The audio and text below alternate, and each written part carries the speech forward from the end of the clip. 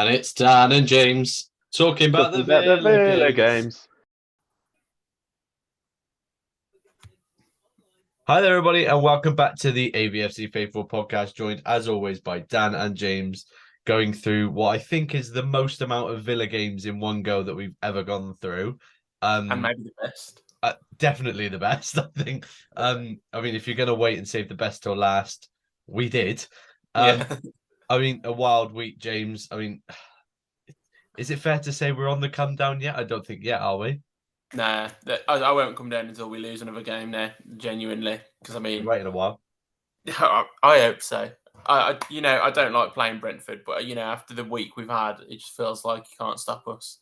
I mean, someone will, but it depends when, doesn't it? I mean, we said a few weeks ago, I can't remember what game it was, after it, and we said we can't wait for these challenges for this week, the Arsenals and City games, and God, we come out of it well, haven't we? Yeah. Well, I think if you'd have told anyone that we're coming out of that week with 7 points, I mean, first of all, you're buzzing anyway. But second of all, you're probably not believing it at all. To think that the start of the season, that your actual litmus test, you pass it with flying colours is ridiculous. I mean, obviously we've got so much to go over. We've got a game to preview, and we've got 2 tweets that went out that were quite well received. One in particular, I'm really looking forward to going through. So, we'll get straight into it. We'll touch upon Bournemouth. God, it feels like ages ago, doesn't it? That's a ridiculous game.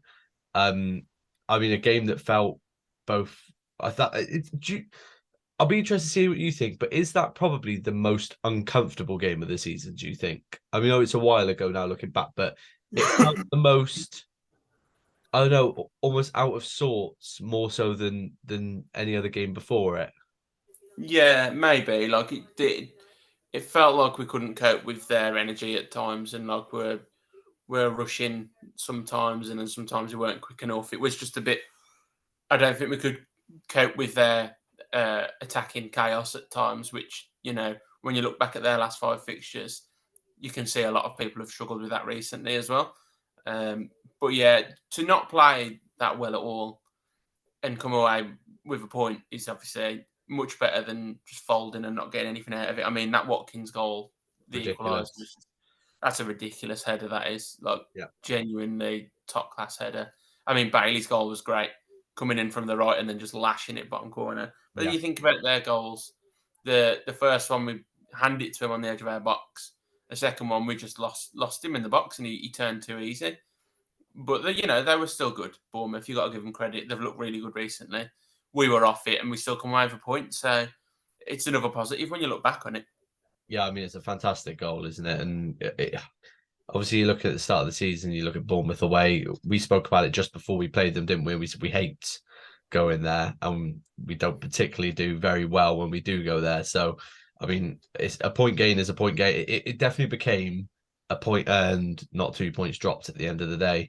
You look at these games in retrospect, and I think that's really good because, I mean, what came next was even better. An interesting situation, I think, and that left us, I'll be honest, it left me less worried about the next 2 games, in particularly the game against Man City.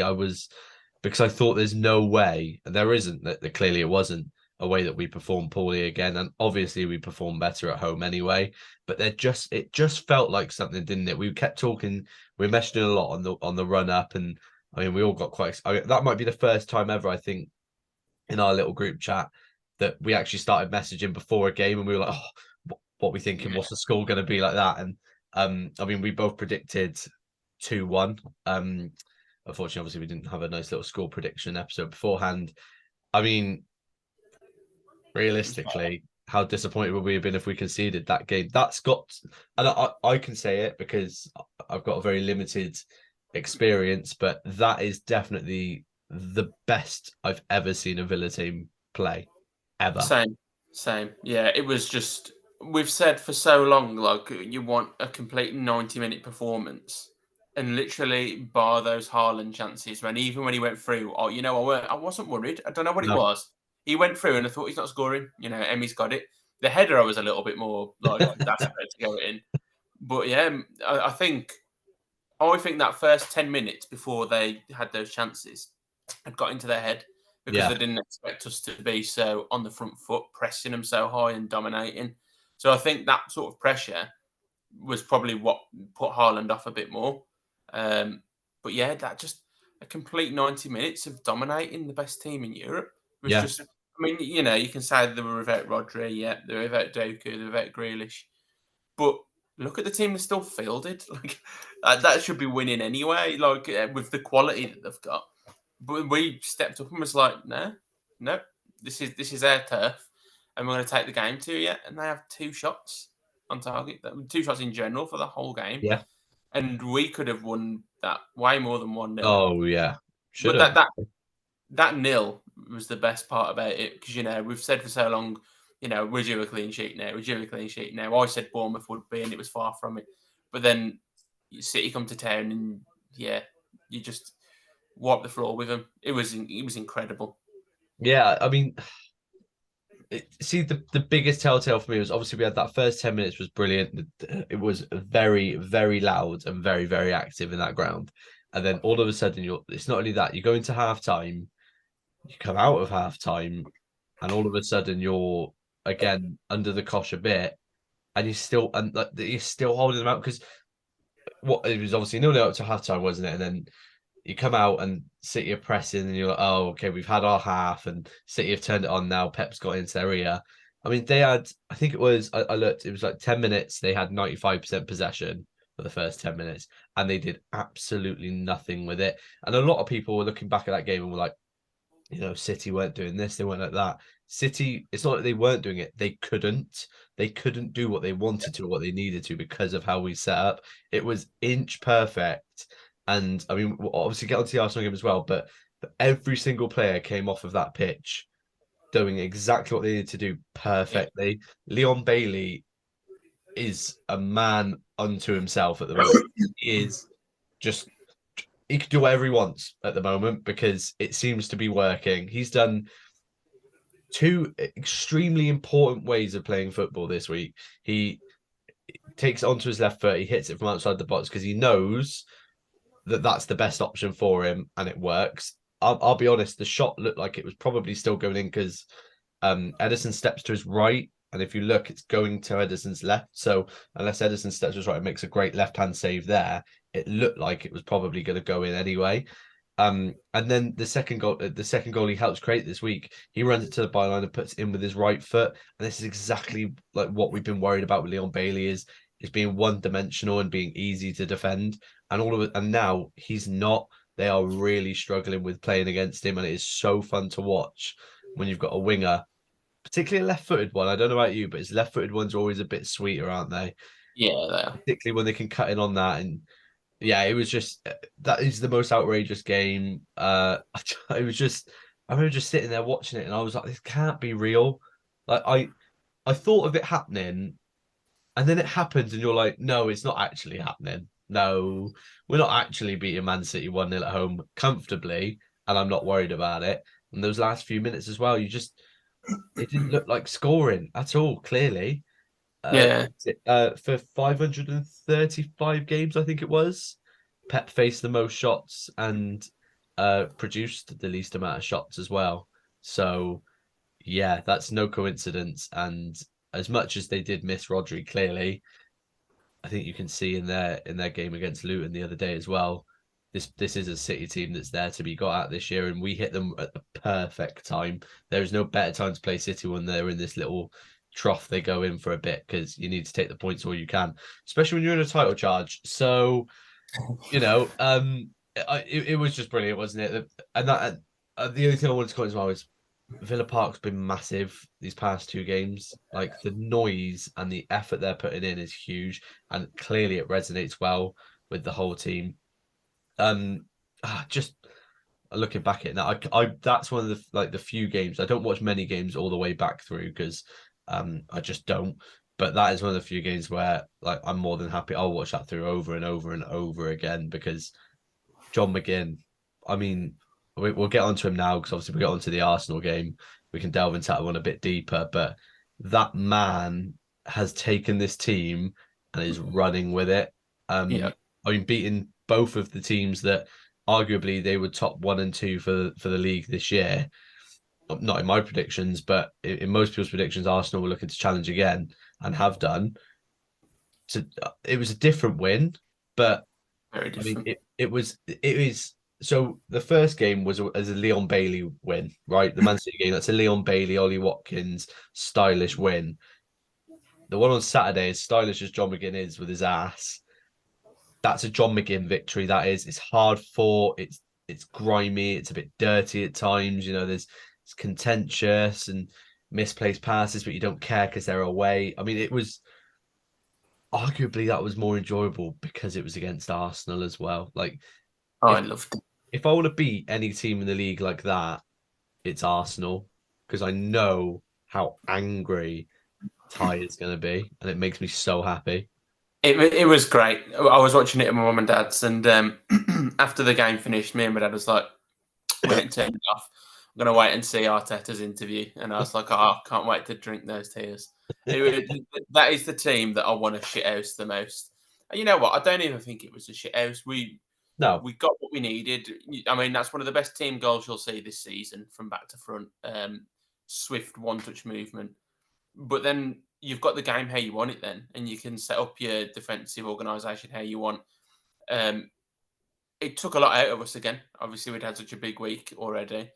I mean, you go back before Bournemouth was. Did we have a game in between Spurs and Bournemouth? Was the game before Spurs? I can't remember. feel like it went Spurs. No, it would have been Spurs Europe Bournemouth because it was Europe Bournemouth and then Premier League because I mean, it's festive in it now. Everyone's yeah, buzzing because there's football every day. yeah. So if you think like how many Thursday, Sunday, Wednesday, Saturdays, whatever we've got, it's taken a lot out of them. And you think about how little changes he makes to the team, like the effort they put in is incredible. But that's because at the same time, when we put our foot on the ball, we can slow it down sometimes. Give yourselves a breather, and that's a big part of it. Especially when you think before the City game on the Wednesday morning, he held a training session just to go over the last few drills, which Mm. that maybe that was what made a big difference and stuff. But yeah, the fitness that they're showing is incredible, and then obviously the football they're playing is I haven't seen football like it at Villa in a long time, and No, I still think that was a necessary way of winning a game on Saturday because you can go on and keep dominating and stuff, and then you might lose a game through that. But when you can, hold your solidity for a game against the team that could have gone top, and they're a very good team. What they can create out of nothing. I loved it. I loved that sort of steel that they showed, and we're going to need that like a few times this season if we're serious about challenging for top four, top five, Premier League, whatever. So, yeah, yeah, well, yeah, it'd be rude not to think that we can't because I think the biggest thing we'll get on to it. Well, we'll get on to that in a bit, but there's a whole bit I want to chat about with you because I'm looking forward to it 'cause we haven't properly spoken about that yet together. Yeah, I think obviously Bailey and Tielemans both requested to come off because they were tired. That was by Unai Emery. He said he didn't think that Bailey was injured. He said he was tired. Wasn't surprised at all. Bailey was struggling a bit after what was about the 35th, 40th minute. He went down. Um, I think when you start winning, because I don't want to say it was uncomfortable because I don't think it was. It was just they had more possession, and again, it was a lot of empty possession by them. Like, how can you be angry at that? Because, like you said, if you're winning like that against a team that great, when a team like Brentford comes to Villa Park, or when a team like Burnley comes to Villa Park, and they're going to want to play a bit more expansively and come and get the 3 points, then you can still have that to fall back on because you've done it against better teams. To retort Arsenal to effectively three proper chances, one of which was thrown in for a 3 pointer from the halfway line from Havertz. Another one that save that Martinez makes against Odegaard is arguably one of the greatest saves of our season. I know it doesn't look great, but like that's a really good finish by Odegaard, but it looks bad because Martinez has got down quick enough to make it look like it's just been passed into him. But I think everyone watching that thought, well, there's 1-1. That's easy. yeah. Um, John McGinn, that's a really good finish by John McGinn. God, The class, move yeah. is brilliant, but for McGinn to take that and then turn and hit it a bit off balance and a bit of a, obviously, I mean, John McGinn leans back. Is there anything new? But he just rolls Ben White, leaves Ben White half a yard behind and has that space and finishes it. And when he got that ball, even though it's John McGinn, usually when John McGinn gets the ball, you're like, oh no, John, don't, like 2 years ago and 1 year ago, you're thinking, John, don't pass it. He was there and I was like, yeah, he'll score. I'm not worried about that because there's so much belief around this squad now. Douglas Luiz picked up the booking he needed to, as did Luca Digne. This is the game where we all said, take your booking. As much as Brentford's a tough game, you want them to be missing for this one, not the next one or the one after that. So, I'm glad to see that both of them have decided to take their suspension when they needed to, because they obviously were going to, as much as Digne escaped for, I think it was 8 games, I want to say it was, or something like that. It was a ridiculous amount of games he hadn't been booked for. He got caught. Douglas Luiz's one was silly. It was very silly. But I mean, it doesn't matter because I think he was probably going to be booked later on anyway because he would have taken someone down necessarily, but he would have. So, and a special shout out to Leander Dendoncker because aside from his pass, which I'm going to call a clearance, he saw danger and he cleared it. He was brilliant and he made 2 really good tackles back to back. It was one and then the other straight away, and it kept us possession in Arsenal's half, and then he played the ball off. That's exactly what you need. And we've had this chat before of players who, they all buy into everything Emery does. A lot of people have been talking about how, I think was it Leon Bailey that came out and said that obviously the whole squad buys in and has like full respect for all of their roles. To come in and play as little football as he has and do that against an Arsenal team which was pressing up against us is really just brilliant. And final player I want to talk about, final one, is Diego Carlos. The man is everywhere at the moment, and I think I put out a little tweet about it as well, just saying I think it goes under the radar so much because Pau Torres is so great, but 2 goal line clearances from Diego Carlos, and in the midst of a melee, he just stands there and watches as if to go, I know what's happened, it's fine. So I think again, it's nobody really. I don't think anybody really expected Diego Carlos to be this embedded in this early, considering the injury he had and how we expected our defense to go up. He probably wasn't expecting to be in this quick and this soon. But that back 4, for as much as everyone was worried about Konza being at right back all week, it worked perfectly for me. And it's just a fantastic time, isn't it? Like it is. I mean, the best bit is like going on Twitter and seeing, City chasing down Villa to close the gap, and you're like, what? Silly. City having to win against Luton just to be within 2 points of Aston Villa Football Club. But yeah, I mean, I guess the only thing to ask is, James, is it claret and blue ribbons time to think of already? No, but I think we should get carried away. I think we should believe and we should enjoy it. I was listening to TalkSport last night, and I, for once, enjoyed something that Tony Cascarino said. Just, they asked him the question, do you think Villa are title contenders? And he said, yeah, but like, what angle are we coming from? Is this to build them up and build a narrative so that when they fail, you hit them with it? Or are you saying it in the fact that, that they're up there, they should get carried away, they're playing really well? And I agree with that. If we're not up there by chance, we're up there on merit. You look at all the underlying data and we are round about where we should deserve to be. And then you think about what next month could look like. You've got a month of perhaps investment if we can, if it's possible, if people are available, if they want to, or whether they see what they've got as enough. We talk about the squad depth. I think it's mostly good. I think you would say that the obviously the standout is right back. Other than that, there's not too much. You know how much I'd like a sitting midfielder, but if Dendoncker's coming on and looking like he's fit, sharp, and ready to play a part, then that might last you for 6 months.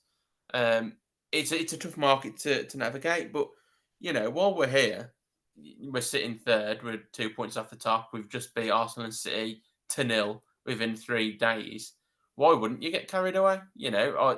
before the season, I said I'd happily take a European spot again, no matter what European spot it was, because we've got Europe and we're playing in the league this season. So that's a lot more already. So I'd have took a top 7 finish again. And now you're third and you're creating a buffer between you and fifth. And you're thinking, you know, would you be disappointed now if you didn't get Champions League football with how we've been playing? And I think that's sort of like a sign of how good we have been this season. And you should give Emery so much credit of what he's getting out of these players. And still more to get out of them, 100%. I think, we've got Ramsey that's come on a couple of games now, and I think he's looked quite sharp, and Moreno's looking good. And if Dendoncker is showing some sort of worth and cash is in and out of the squad, I can't see why we can't challenge around that top area of the Premier League until the end of the season. And if there is a fall off, there's a fall off. I think we should be proud of what we're already building because it's a marathon, not a sprint. We're slowly trying to make something of ourselves. So I think if we were to get Champions League this season, I'd be so ecstatic because it'd be way ahead of the schedule in my eyes. So yeah, as Emi Martinez says, I'm a believer, and I think we all should be. Yeah, I mean, in the legend of Smash Mouth as well, of course. It's a situation where we are effectively right now in the title race. Does it mean we are on a title charge? No, but you're in the race until you're not in it, aren't you? Effectively, realistically, until you're mathematically not able to win the league, you are technically in the running to win the league. What's the point of being a football fan if you don't aim too high? Like, if we all just sit there and go, well, we'd be happy with like a final or two this year and, challenging for Europe. Well, no, I think you want to be thinking of Villa going as far as possible in everything that they're in. I mean, we had us down for a double this year. We won't say which double in case no one's watched it, but if you have, you understand that doesn't look too great right now. However, it's still technically on for a treble this year. So, I mean, it's hard not to get carried away, of course, because you're in a position where the club have allowed you to get carried away now. I think it's important that everyone stops looking at it through the lens of other fans as well. I think a lot of people are so worried about saying something so positive that someone's going to rip the piss. And it's like, well, I'd rather someone take the piss out of me right now for me saying right now we're in a title race. We're in the title race right now. So what if in like 6 months that we end up as fifth, sixth? All right, but we were here. We've just beaten the treble winners and Arsenal, who were top of the league, back to back in 1-0 victories at home. We're 15 games unbeaten at home. We've got a style that seems to be pissing as many fans off as possible. The offside trap that we're doing, it's not even really an offside trap. It's just a brilliant line, is working brilliantly. So there's so much goodness around the club, and you can get so caught up in the shit times that I think you're allowed to get caught up in the great. So just enjoy it. I mean, we're one of the most entertaining teams in world football. A lot of people think the bubble's going to pop. Doesn't really work when you look at the form table and see that we're in the top 3 most informed teams in the league of the year.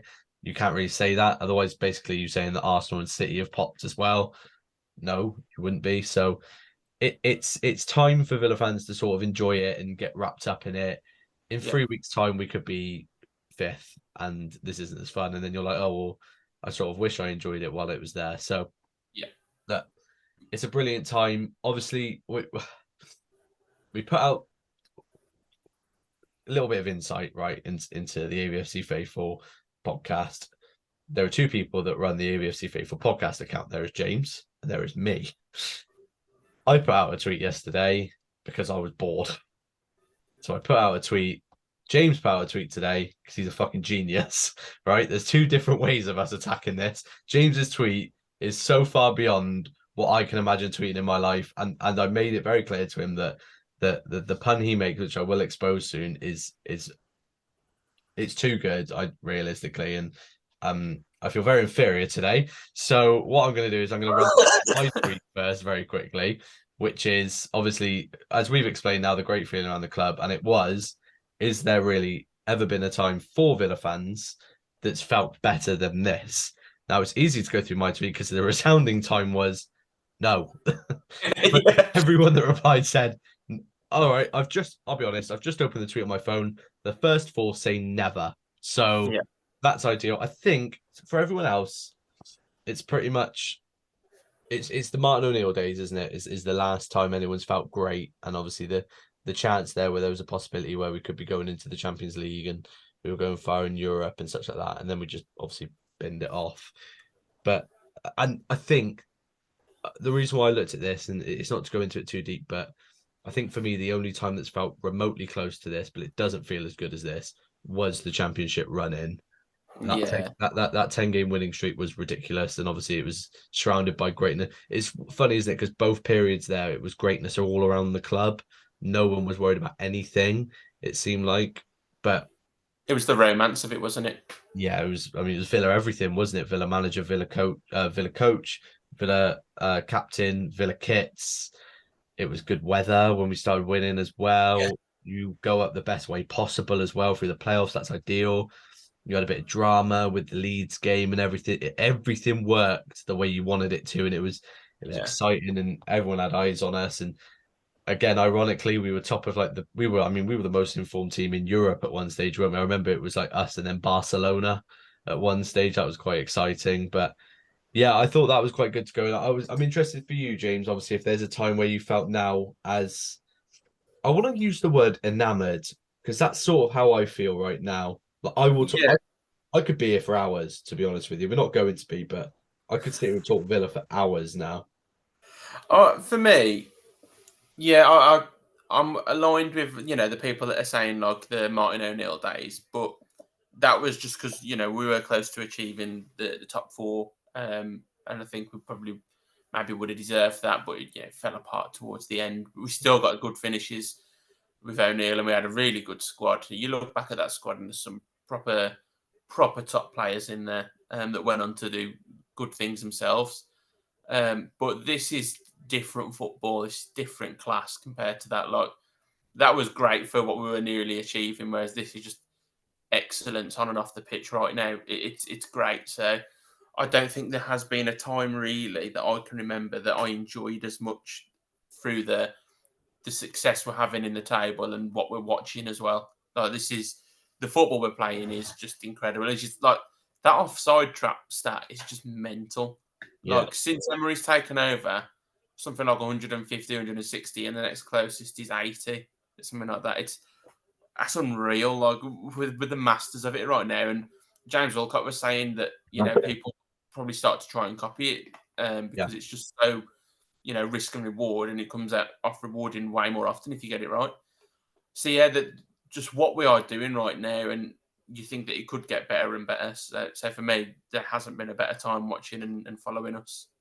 no, it is great, and I think the ownership helps as well, doesn't it? As well, there's no fears about that, and yeah, I mean, even our most worrying players for the season coming in have been really good. So like, it's hard to that's weird as well. Is like, and you've got such a strong bench, and the ground looks good, and the news comes out that the ground's obviously getting changed up for what like it's going to be tough, obviously, because it's the ground's going to get shut down for part of our Champions League charge, which is a shame. But I think things have got to be done, Yeah. unfortunately. Right, it's time. I'll wear the hat. You don't have to wear the hat, but I'll wear the hat. I've Um, got we have got the same hat, people. well, of course we do. We didn't know we'd got the same hat, but you got yours They out, won't believe us. so I had to whack mine out as well, didn't I? Yeah, So well, we didn't. It wasn't coordinated. I found mine, and then James was like, "I've got my hat too," and it turns out it is, as he said, the exact same. Uh, guys, it's the festive season. Whether you celebrate or don't, at the end of the day, it is. And what we've got today, well, James, you introduce it. It's your tweet. It's only fair you introduce it. well, I was at work. I was listening to the Christmas music, and I thought, I'm in a jolly mood ahead of recording tonight. We should have a bit of fun.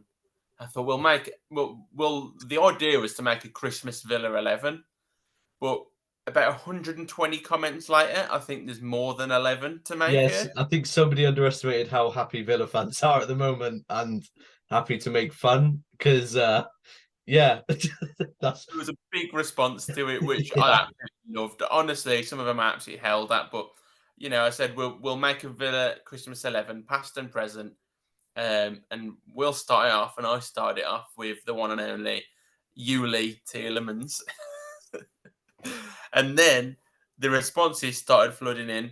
We'll go through them all. The one that really caught my eye, first of all, I can't remember who put it, but Charles Eggnog Beer yeah. absolutely had me howling. I was gone. Like, I couldn't stop laughing at that.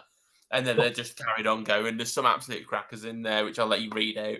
Well, obviously, I was also at work, and being the fact that we both have access to the podcast account, and you didn't tell me, hand on heart, James does not tell me when we don't tell each other when we do tweets. Really, usually we do say, "Can we go? Oh, that might, that'll be good if we get some response on there." Didn't say anything.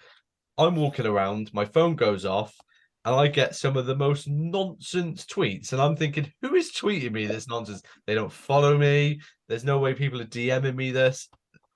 Turns out James put out the most banger tweet that we've seen so far on the podcast account, and it's arguably the most impressive. There are some wild ones out there. I'm trying to get my favorites up. I mean, straight away, Thomas Tinslesperger. That's fantastic by Christopher Hammond. I'm very happy with that. Deck the halls with boughs of Holly Watkins. That's another great one.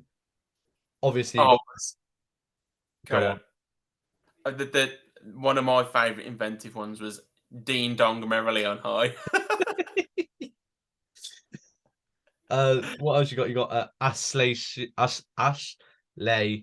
Young. See, look, it's so good I can't say it without smiling. Leon Bailey's. Obviously, you decided to put Toast of the Town right now, because you're too clever for me, really. I added afterwards again club icon Tom A Christmas Carol. Uh, I wanted to get one for the Grealish haters out there. I was going to say Missile Joe Grealish.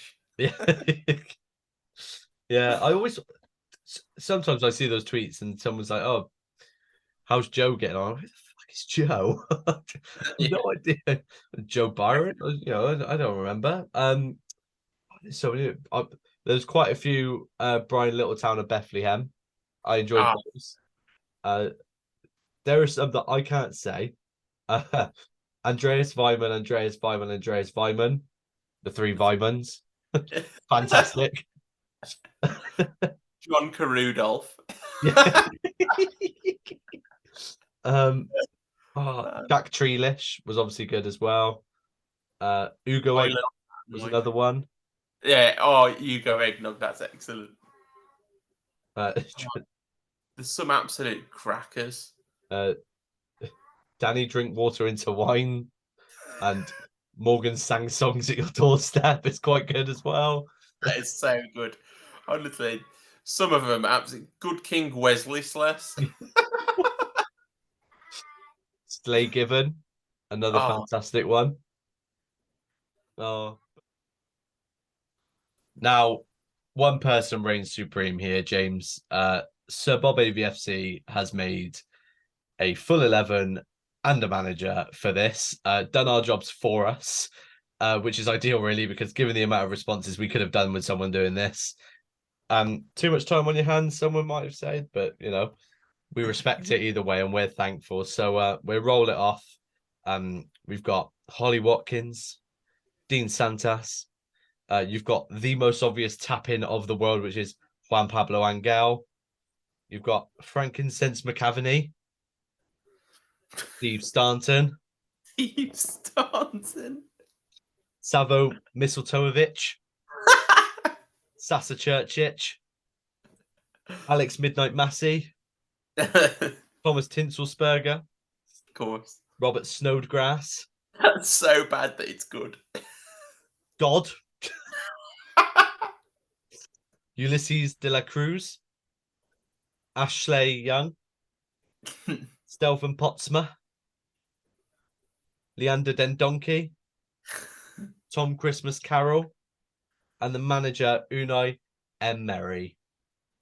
I What a mean, team! We, realistically, not only is that a fantastic football team, hey, but that's just a great effort. I mean, yeah, for someone that doesn't win anything for doing that as well, well done. And to be honest, if we're top of the league come the end of the year, that should be put around the whole of Villa Park, in my opinion. That should be what we go towards. Um, speaking of top, speaking of top of leagues, we have the chance to go finish top of our Europa Conference League game this Europa Conference League group this week with our game. Tough one, James. I, I don't. I just. I want to be out of this group now. I want to stop playing group games. I want to go to knockout, so I don't have to wait anxiously for what's going to happen next. It's going to be tough, isn't it? I think it's going to be probably one of the most uncomfortable games for us, and they've got a chance as well, haven't they? So I don't know. It's just it's one of those, isn't it? It's ugh, I'm not looking forward to it. Talk to me, James. Talk to me out of it. Talk me out of it. yeah. I think we should still go reasonably strong. I presume Louise and Dean will play since they're suspended for Brentford. Yeah, Be interesting to see who else plays.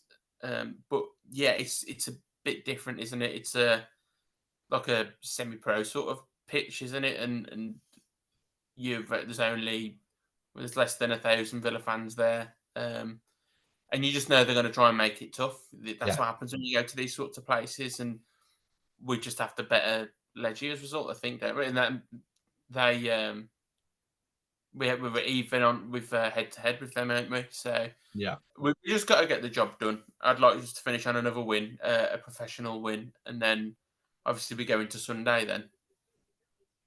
Yeah, I mean, I think of all the games you wanted to have last, Mostar is probably the one you'd have picked at the start, but it's just away, isn't it? That's the only problem with this. And 5:45 is just a weird kickoff as well. But maybe we'll get more comfortable with this as the years go on. But yeah, I don't know. It's going to be tough. It's going to be hard for. I agree with you. I would go quite well strength still.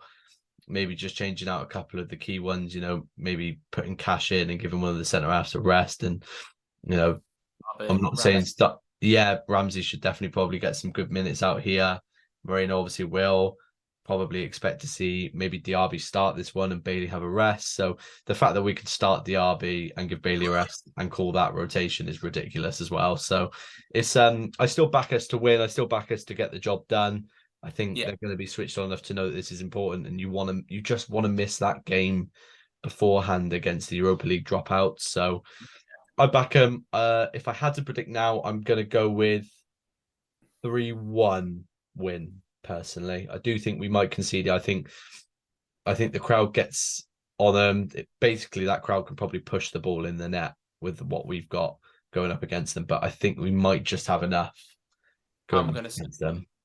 2-0 to us. Oh, In a nice. week of clean sheets, let's just add another one. Why not? Because we're on a roll. Don't give them a sniff. I say, put your foot on the ball, get an early goal, control it, get another goal, walk away, go back to Brentford, smash them, win the league. Just it'll just all happen, won't it? Really. Yeah, well, call us the brand new bed and breakfast, absolutely full of clean sheets just for everyone's pleasure. So it's gonna be fun, isn't it? Obviously, if we don't talk before, just a quick one I want to grab, in case we don't record beforehand. Brentford, what are your thoughts for that? Come on. I don't like playing at Brentford. I'd take a draw at Well, you this don't have stage. to play, James. You just have to watch it. You're fine. Yeah, I think I could see a draw, but I could also see us getting a sneaky win. Maybe a 1-0, 2-1, something like that. So, I can't not really back the boys at the moment. They're just so on fire. So, yeah, I'll not sit on the fence. I'll go 2-1 Villa. Well, it's a Sunday 2 o'clock, not on TV. That's usually where we put our less than appetizing performances on show, isn't it? So we obviously like performing for the cameras a bit more and the ones that are going to be more mainstream.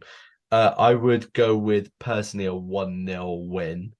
I think it is going to be annoying. They are without Mbuemo, aren't they? He's got an ankle injury, so that helps. However, they have got enough in that squad, and Thomas Frank does know what he's doing. So it'll be interesting to see, and obviously they will be fresher than us, like you said. So yeah, I'm looking forward to it. It's still exciting, man. Like, no matter what, we're going to be in the top five. Just silly that is. That's really silly. Like the fact that we can afford to drop points at the moment because we're still in Champions League is so silly. So, fingers crossed. You know, we get it done.